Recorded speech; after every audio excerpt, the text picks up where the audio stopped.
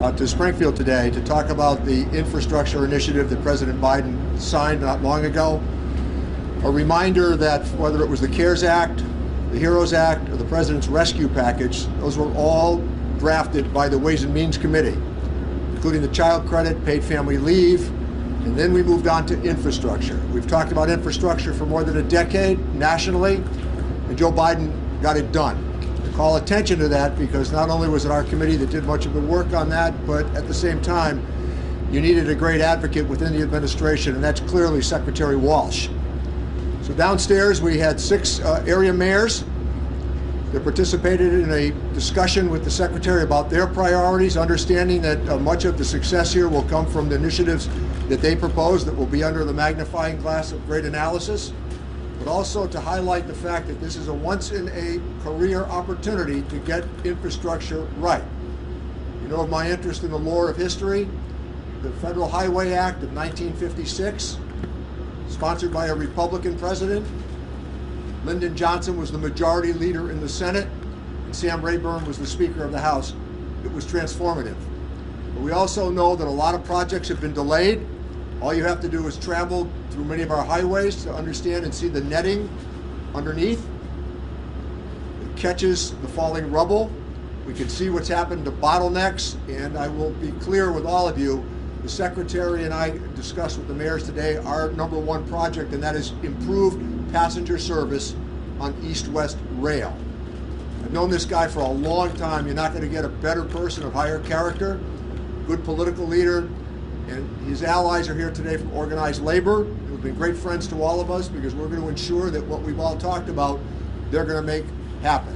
With that, it's a pleasure for me to welcome to Springfield, to an initiative that largely came from the federal government, Union Station, which is an example of what you can do with some patience and perseverance. But an honor for me to introduce the Secretary of Labor, my friend, Secretary Walsh. Thank you, Mr. Chairman.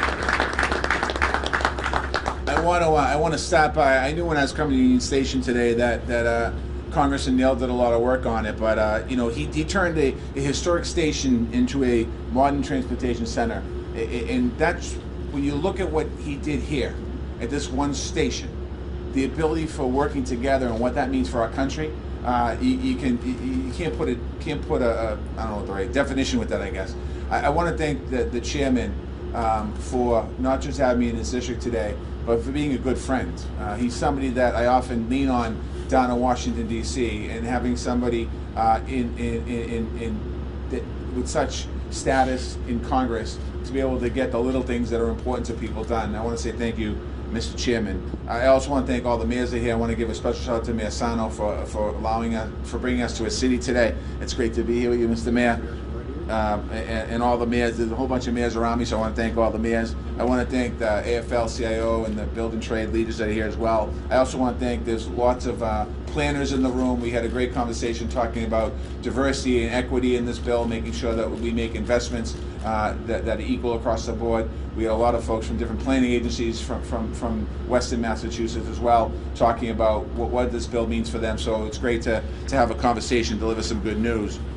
Right here, where we're standing, is what infrastructure means: good jobs and strong communities. I'm here today, obviously with the chairman, but also to celebrate President Biden's infrastructure law.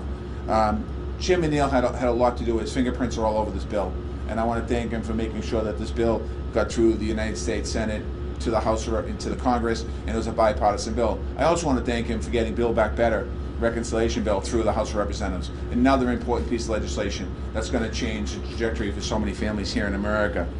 When I talk to local leaders, we talk about the kind of infrastructure investments they need, and we see it here in Western Mass. It's a historic opportunity. This bipartisan, and it's a bipartisan bill. The president made it very clear in the beginning that he was going to work with both sides to get things done in Washington, and he was able to sit down and get both sides to sit at the table and talk about what it means. What this bill means for the Commonwealth of Massachusetts alone: $5.3 billion for highways, roads, and bridges, $2.8 billion for public transportation, $244 million for airports, $63 million to expand electric vehicle charging networks throughout the Commonwealth of Massachusetts, $1.1 billion for clean drinking water in every home and every school in the Commonwealth, $100 million to expand affordable high-speed internet, Our family saw at the beginning of the pandemic, back in March of 2020, kids learning from home. People had to work from home, and we had to get them hotspots. As mayors and as town managers, we had to get them hotspots. And this eliminates that problem moving forward, allowing families the opportunity to connect. Massachusetts will also receive a significant part of the $66 billion new investment in inner city passenger rail. And I know we have some good high plans in this area. I think the congressman mentioned to me 4 or 5 times the west-east link, the east-west link. Just to be clear, and certainly as a former mayor of Boston, I understand the importance, because we were talking about West Station and creating a stop there so we could bring people in from Western Mass to work in the city of Boston or live in the city of Boston, and the same people coming out to the western part of the state to go to work in Springfield and live in the city of Boston. So that's why we need this investment in high-speed rail. The Bipartisan Infrastructure Law is also about building a better America, modernizing systems to move our economy, improving our quality of life and public health, prioritizing communities that got left out in the past, and winning the future for the next generation. Above all, it's about investments in putting Americans to work in good jobs, good union jobs, jobs that can't be outsourced, jobs that provide pathways to the middle class, jobs that are accessible to everyone, including, and more importantly, women, people of color, veterans, and people in rural America that don't have access to good jobs right now. And that's why we'll strengthen America's economy and move forward together. At the Department of Labor, I'm focused on making sure these jobs and these investments are created. They do create the good jobs. We're expanding job training and registered apprenticeships in partnership with unions, employers, and states all across the Commonwealth, all across the country. We're focusing on access for women and workers of color and low-wage workers who need better opportunities and better options for their life. We're supporting workers who provide child care, elder care, health care, and everything that families need to be able to make ends meet. And we're making sure every worker has the rights and protections that they deserve. The fact is, this is a historically strong economic recovery. We're in it right now. The President's public health and economic strategy since January of this year has created nearly 6 million jobs. It's an all-time record for a president in his first year of office. The unemployment rate is down to 4.2%, 2 years ahead of expectations. And the Bipartisan Infrastructure Law is the biggest investment in America's competitiveness in a generation. We certainly have more work to do. The Build Back Better Act is essentially the next step. It will lower the cost and cut taxes for working families all across America. It will make historic investments in education, job training, and workforce development. Again, I want to thank Chairman Neal for his leadership in getting Build Back Better through the House of Representatives. That was a historic legislative accomplishment. And we're going to be working hard with the Senate to get it across the finish line so we get it to the President's desk so we can put his name on it. The folks that are here today are inspiration in our work because they know the impacts of these investments. I just want to say a quick word about the mayors. We were talking a minute ago about what this bill means for cities and towns all across the country, and particularly here in Western Mass. As we said, we have projects that we want to do. Those projects are on the shelf because we don't have the money to make the investment to fix a bridge or fix a road or fix a waterway or fix a sewer system. What this money does allows cities and towns behind me and other mayors that couldn't be here today to be able to plan those projects moving forward, to get the investment from the federal government to move their city forward. Not just to make the short-term impacts as far as building a bridge or a road or a waterway or broadband connectivity. It allows them the opportunity also to market their city, to bring new businesses into their city, to build new housing in their city, to create opportunities in their city for their constituents and for the region. So I just want to say thank you for allowing us to be here today. Today is a good day. Today is a very good day. And Mr. Chairman, thank you for all that you've done. These press conferences that we have are very good when we're talking about spending a lot of money. So I want to thank you for that. And when I say spending money, they're investments. I can't stress enough, these two bills are investments. Investments in our roads and bridges, investments in our kids, investments in our families, investments in America. So with that, thank you, and I'll open up for questions for anybody up here.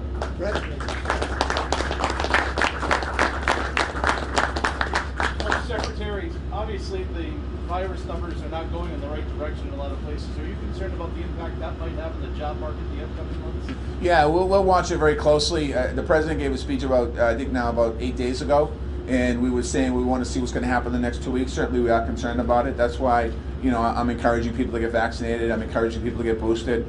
I'm encouraging people, you know, if you're refusing to get vaccinated, get tested on a regular basis, wear your mask. I mean, you know, March of 2020, all of us, everyone up here, we had to shut our cities down, and it was probably something that we never imagined to do. We know how to fight the virus back. We know how to push back on the virus now, and I would just recommend that we do that as we continue to move forward. How soon is the infrastructure money going to get down to these cities so they can get going on these projects? Great question. I'll jump on it first, and I'll turn it over to the chairman. What we're doing right now in the White House is we're working on a paper to really think about how do we make sure we spend this money right and this money goes out there. I would have to say, we was asked, and we had a meeting inside one of the I think the laborers asked the question on that. I would say you'll start to see some money in the streets by the middle of this year, but there's still a lot of planning that has to happen. But let me turn over to the chairman. Sure, and I think that the additional issue here that's really important to understand is there are a lot of projects in waiting that are perhaps ready to go, coupled with the fact that it's still going to be an important time to hire engineers.